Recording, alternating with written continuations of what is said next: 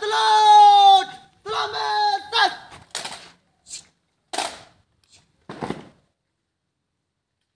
गाट पचास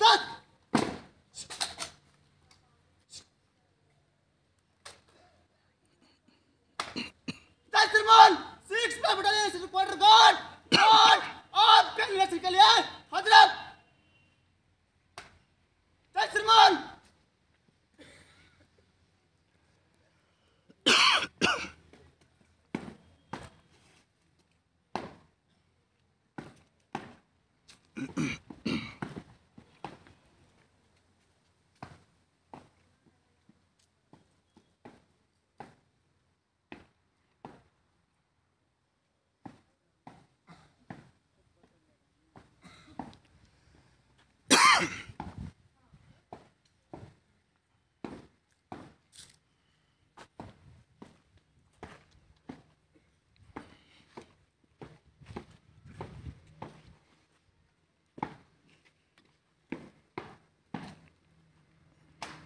श्रीमान गार्ड को विस्तार करने की अनुमति चाहता हूँ।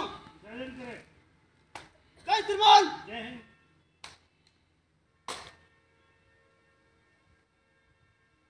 गार्ड पगाल सत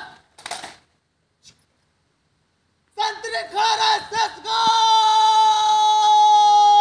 विसर्जन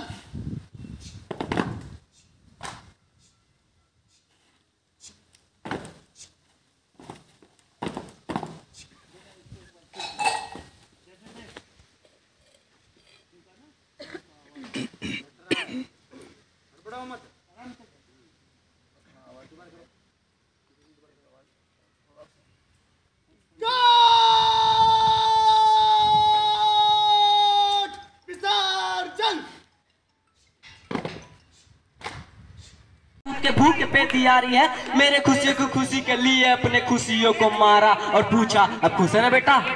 गलती करता था तो मुझे पापा से बचाती थी पर कोने में ले जाके मुझे डांट भी लगाती थी। रोता था तो आपकी आंखों में भी आंसू होते थे। चोट मुझे लगती थी न जाने क्यों आप रोते थे। तब यही माँ की ममता है यही माँ का प्यार है जिसके आगे जिंदगी का झुकता अंधकार है। चिढ़ता हूँ मैं रोज मेरी माँ की ही फिक्र पड़े मैं खोना नहीं चाहता मेरी माँ सदा अमर रहे। पहला शब्द पहला स्कूल पहला टीचर मेरी माँ पहली दोस्त पहला सास पहला प्यार मेरी माँ। माँ के बिना कोई कैसे खुश रह पाएगा। नींद ना आने पर कौन अपनी गोद में तब किसकी आंचल में रहूंगा। कौन बोलेगा मुझे आंखों का तारा कौन बोलेगा मुझे अपना दुलारा। कोई मेरी कीमत बताएगा जब दुनिया बोलेगी मुझको नकार है। मेरी जिंदगी बंदी की सड़क जिंदगी सदर मेरी माँ मेरी आंखें पीने वाली परछाई बनी काली सदर जीवन मेरी माँ भगवान की रूप है मेरे दोस्त पहला सास पहला प्यार मेरी माँ। Thank you sir.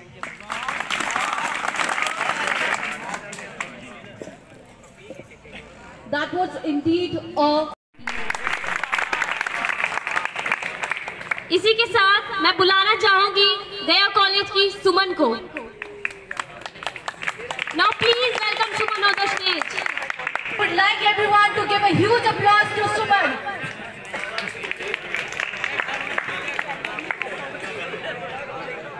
पत्नी को भी उसी चिता में जिंदा जला दिया जाता था। ये हमारे समाज को सुप्रथा नहीं कुप्रथा है।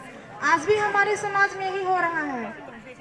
जिस घर में एक बेटी जन्म लेती है लोग बोलते हैं कि ओह सिट मेरी बेटी जन्म ले ली। अगर बेटा होता तो मैं ज़मीन खरीद लेता मैं महल बना लेता मैं ये कर लेता मैं वो कर लेता। बहुत लोग समाज में बेटियों को बहुत हीनता की भावना दिखाते हैं बहुत ज़्यादा। जिस घर में 2 या 3 बेटी जन्म ले लेती है उस घर में यही बोलती है तुम बोझ बन के आई हो तुम्हारे यहाँ रहने का कोई हक नहीं है। क्यों नहीं है? क्या सिर्फ बेटे को रहने का ही हक है बेटियां को नहीं है? बिल्कुल है बिल्कुल बेटी को रहने का हक है।